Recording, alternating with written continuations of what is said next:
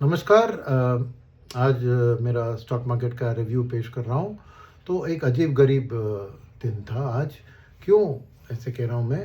Because आप देखें तो मार्केट के लिए खबर अच्छी थी क्योंकि माइक्रोन जो एक बड़ी यूएस टेक कंपनी थी, उनके रिज़ल्ट्स की उम्मीद अच्छी नहीं थी, तो 13% गिरा था 2-3 दिन पहले।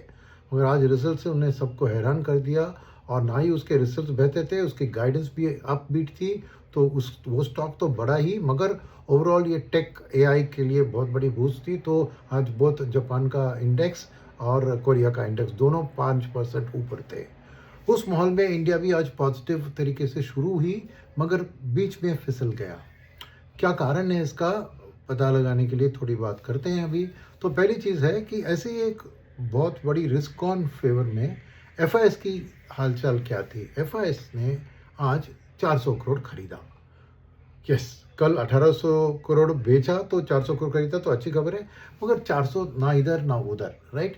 तो एक छोटी मोटी रकम है, तो इसीलिए ये अभी क्लियर है। क्योंकि एक और चीज़ जो आज रिस्क ऑन के लिए ट्रिगर थी वर्ल्ड में, वो थी कि हॉर्मुज स्ट्रेट से अभी जहाज चलने लगे हैं और टॉक्स भी, सीज फायर की जो टॉक्स चल रही है वो भी अच्छी चल रही है, ये खबर आ रही है। तो ब्रेंट क्रूड का दाम आज 73 के नीचे आ गया, तो बहुत बड़ी गिरावट है। 126 से $50 की सेविंग है। तो नेचुरली ये वर्ल्ड के लिए भी एक रिस्क ऑन था, इंडिया के लिए भी रिस्क ऑन।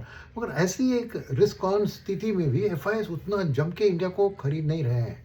और जब एआई का जो रिस्क ऑन था, तो क्लियरली क्या दिख रहा है इसमें कि बहुत बड़ी कुछ और चीज़ होनी चाहिए जो एफआईएस को वापस ला सके मार्केट में। ये 300-400 करोड़ का बाइंग कुछ कुछ फर्क नहीं पड़ रहा है। तो उस हालत में हम देखें तो डीआईएस जम के खरीदारी करे, आज ऑलमोस्ट 6000 करोड़ उन्होंने खरीदारी की। फिर भी मार्केट की हालत देखें तो बीच दिन से एकदम से गिरावट। तो क्लोजिंग में आज वॉलेटिलिटी इंडेक्स की बात करें तो वॉलेटिलिटी इंडेक्स 12.3 तक गिर कर फिर वापस 13 के ओर बढ़ गया था। तो बीच में कुछ हुआ और ये क्या हुआ मैं समझने की कोशिश कर रहा हूँ। मगर खास देखें तो इंडेक्स में आज निफ्टी का थोड़ा बैरली पॉजिटिव, क्या 10-15 बेसिस पॉइंट्स पॉजिटिव। मगर mid cap, small cap, micro cap ये तीनों इंडेक्स नेगेटिव में थे, 40-50 बेसिस पॉइंट के करीब, राइट? तो ये इसका कारण क्या देखेंगे, अगर डीआईएस ने 6000 करोड़ खरीदा फिर भी mid cap, small cap, micro cap negative है, तो क्लियरली किसने जम के बेचा है। और वो है, मैं जो एक नया टर्म कॉइन कर रहा हूँ, आज से उसको इस्तेमाल करूँगा। एफआईआई है, डीआईआई है और निडी है। निडी क्या है? NIDI, non institutional domestic investors. ये ही ब्रॉडर मार्केट को ऊपर नीचे कर रहे हैं इतने दिनों से, हम देख रहे हैं। तो बहुत अच्छा रुझान उनका था। तो सब हमने देखा कि एक टाइम में माइक्रो कैप सबसे बेहतरीन सेक्टर था, मगर कल और आज में देखें तो वो भयंकर प्रॉफिट बुक कर रहे हैं। तो क्यों आज एडवांस डिक्लाइन रेशियो देखें तो साफ बताएगा आपको कि 1000 स्टॉक्स ऊपर थे, मगर 2000 के करीब स्टॉक्स नीचे थे आज। तो क्लियरली एक ब्रॉड बेस्ड सेलिंग था। ये मैं पैनिक सेलिंग नहीं को हुआ, बिकॉज खबर तो अच्छी है। तो ये प्रॉफिट बुकिंग है, तो प्रॉफिट बुक कर रहे हैं। और ये नॉन इंस्टीट्यूशनल डोमेस्टिक प्ले, जिसमें है रिटेल, जिसमें है HNI, जिसमें है PMS के जो भी एक्शंस है, जिसमें है प्रोप्राइटरी बुक और फैमिली ऑफिस, इन सब के एक्शंस एक्चुअली प्रॉफिट बुक कर रहे हैं। पता नहीं क्यों, मगर इसका अभी इसी सिचुएशन तो बेहतर हो जा रही है। बाकी जियोपॉलिटिकल सिचुएशन भी देखें, माने अदर देन ऑयल का मैंने बताया कि अच्छा हुआ है, मगर डॉलर की इंडेक्स देखो वो स्टेबल था 101.6। यूएस की इंटरेस्ट रेट 5 बेस पॉइंट घटी, 4.42 पे आई।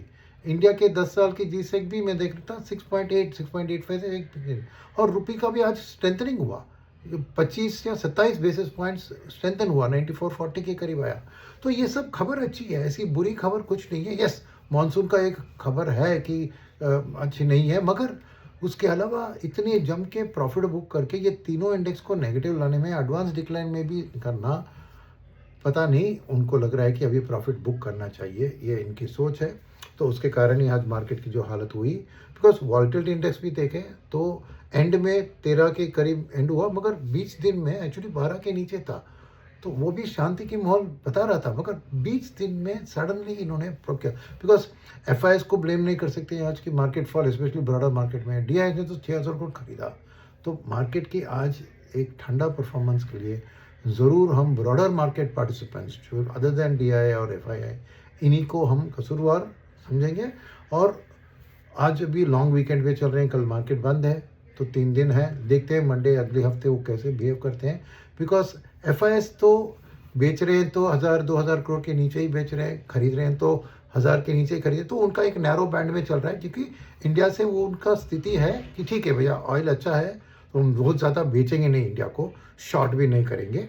तो शॉर्ट्स के बारे में बाद में मैं लिखित में लिखूँगा आज के क्या हुआ, मगर वो जम के खरीदने के लिए उनके लिए अभी भी कंसर्न्स है, क्योंकि फिस्कल डेफिसिट का क्या होगा, इस 73 के प्राइस में ही वो खुश नहीं है फिस्कल डेफिसिट के ऊपर। इसके अलावा उनकी AI में अभी भी दिलचस्पी है। और तीसरी बात है कि मानसून की खबर से क्या होने वाला है, ये सब डाउट में है। तो इसीलिए मैं देख रहा हूँ कि अगले हफ्ते के लिए कहना अभी मुश्किल है, मगर 3 दिन है, बाहर के स्टॉक मार्केट कल खुले होंगे और जियोपॉलिटिकल भी डेवलपमेंट क्या देखते हैं, तो मैं संडे नाइट या मंडे मॉर्निंग अपनी वीकली रिव्यू में अगले हफ्ते के बारे में बात करूँगा। आज देखें तो ये AI रिलेटेड रिस्क ऑन में भी IT की पिटाई हुई, आज 80 बेसिस पॉइंट्स डाउन था। तो आज बहुत बड़ी पॉजिटिव में सेक्टर थी ऑटो, शायद वो रेट हाइक नहीं होगा और न्यूट्रल स्टांस रहेगी, ये इसकी खबर, और क्रूड के दाम गिरने पर ज़रूर ऑटो को बहुत बेनिफिट मिलता है, इसके कारण वो 2% ऊपर हुआ। उसके अलावा कंजम्पशन FMCG थोड़े पॉजिटिव टेरिटरी में थे। तो ये थी आज की अपडेट। और मेरा लिखित में जो मैं लिखूँगा आर्टिकल, ज़रूर उसको लेट नाइट या कल सुबह तक मैं पोस्ट करूँगा अपने यूट्यूब चैनल की पोस्ट में, और फेसबुक में भी पोस्ट में डालूँगा। तो आप ज़रूर उसको पढ़िए, ताकि ये रात को F&O डेटा से बात आए लेट नाइट को, उसके बाद मैं एक ब्रॉडर डिटेल एनालिसिस लिखित में आपको भेजूँगा मेरे पोस्ट के ज़रिए। ज़रूर उसको देखिए, वरना हम मंडे मॉर्निंग को मिलते हैं मेरी अगले वीकली अपडेट से। धन्यवाद।